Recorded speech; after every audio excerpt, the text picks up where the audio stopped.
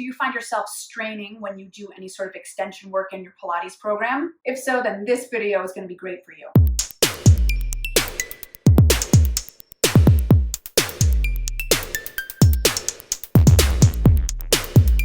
Okay, so let's talk extension. So when you're extending the spine, where you're sort of back bending your body, you are trying to create more flexibility in your spine. So in Pilates, we work our spine in all directions. We forward flex, we side flex, we rotate, as well as extend. Quite often, I see a lot of strain when my students are doing extension work, where cramming into the shoulders and the neck, as well as the low back. The idea of extension is you want to back bend your spine with the same sort of curvature. So the same bend lengthwise. We have two curves in our spine, in our low back as well as our neck. Those are the areas that people tend to overextend in because they have a curve already. So it's easy to sear into the low back and it's easy to yank and crank on the neck. What's difficult is getting into that mid-back area.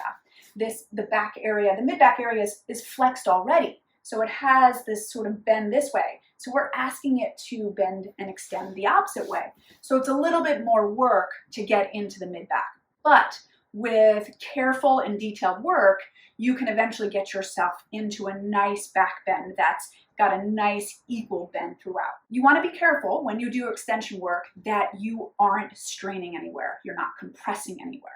So what I'm going to do is I'm going to show you the swan, not the swan dive where we dive in it, but the swan part of it. And then we'll break it down and try to modify it so that it feels better for you. It's also important to understand that when you do the swan, it comes after numerous exercises that have already loosened up the hips, the spine, and other joints in the body. So you're prepared to extend that much. So you don't want to go right into it. Right now my body's warm, I can do it. Just make sure if you're going to practice that you've done a bit of a warm up before you start to back bend that big bend, okay? Okay, so here is the swan.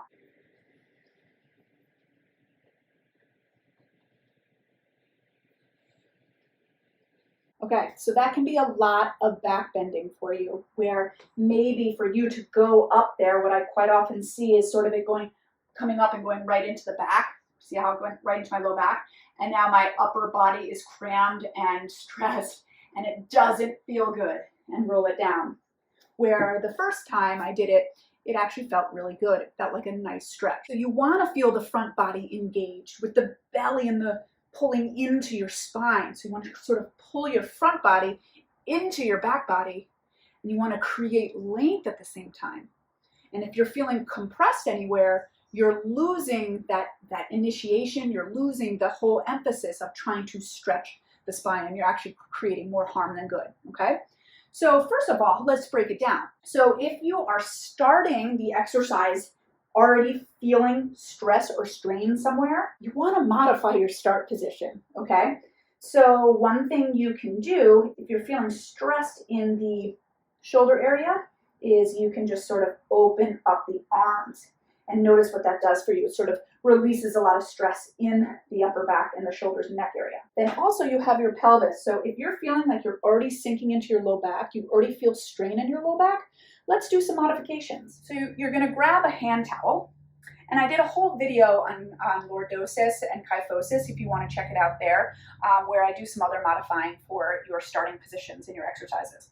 But if I take the towel, and you could do a pad or like a thin pillow, and I take this and I place it right where sort of my pelvis would be, and I place my pelvis onto it, what it's done is it's sort of lifted my pelvis a little bit so that it can allow my low back to kind of lengthen and maybe flex over a little. And see what that does for you. See if it sort of alleviates your low back a little bit.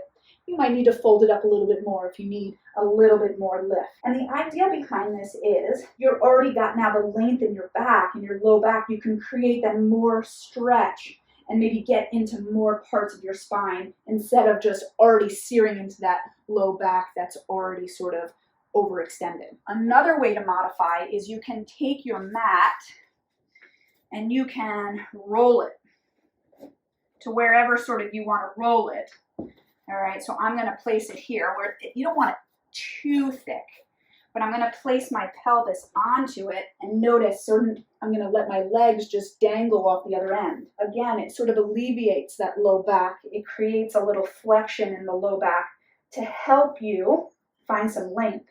And then with this, you want the arms to be wide. We don't want to cram in.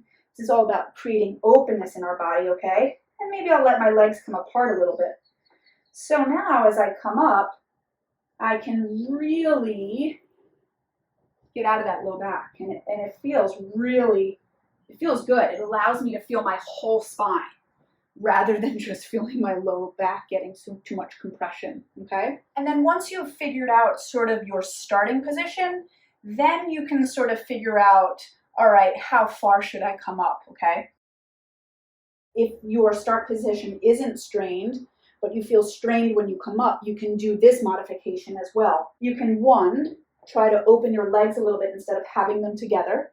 That's going to sort of alleviate the low back. You, as I said before, you can take your arms wider than your mat. You can lift them up a little bit. So the further they're in, so the further down and in they are, the more work it's going to be on the shoulders to try to stay open. It's harder. But if you take them apart and lift, it sort of makes it a little bit easier. It opens it up. So just find what works for you. So don't feel like you have to come up all the way. What you can do is, getting that mid back is really what we want to stretch, right? Because that's flexed over so much in our day. So if I just sort of work on the mid back flexion, that's a lot of work. And then roll it down and just work into that.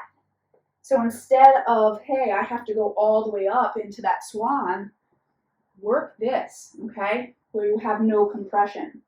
So if you feel yourself coming up and you're compressing, well, just take it as a hover.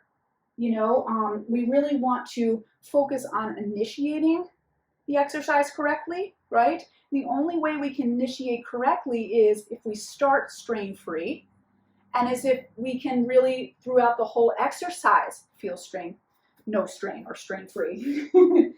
So if I'm coming up and I come up and that's like, oh, right here, yep, that's where I'm feeling strain. I can't seem to get my shoulders down. Lower it to where you can stay tense-free and just work from that. And then eventually you can start to maybe build on that. And then eventually when you build on that, you can start maybe bringing the legs together. And then maybe bringing the hands in.